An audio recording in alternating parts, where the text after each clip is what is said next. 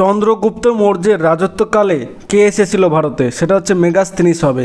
Fa-Hien এসেছিল আমাদের হচ্ছে দ্বিতীয় চন্দ্রগুপ্তের সময়। হিউয়েন সাং এসেছিল আমাদের কার সময়? আমাদের হচ্ছে হর্ষবর্ধনের সময় হিউয়েন সাং এসেছিল। তারপরে এদের কি এক একটা বই লেখা আছে, ওইগুলো পড়বা, ওইগুলো ইম্পর্টেন্ট আছে। চাণক্য অপর নাম কি কি নামে পরিচিত? সেটা হচ্ছে কৌটিল্য। অশোক তার শিলালিপিতে নিজেকে অভিহিত করেন কি বলে?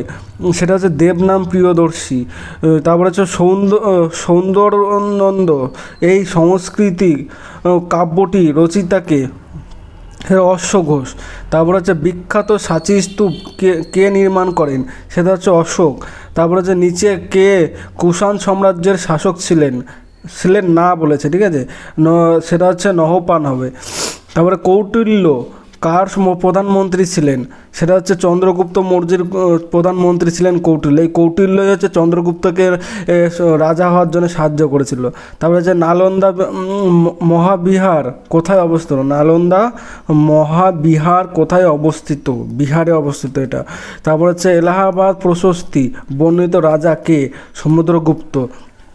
তারপর হচ্ছে আরেকটা এই দিকে নিচে একটা কথা, মৌর্য শাসনকালে গুজরাটের যে কৃত্রিম জলাধারটি নির্মিত হয়েছিল তা হলো কি নামে? সেটা হচ্ছে সুদর্শন নামে।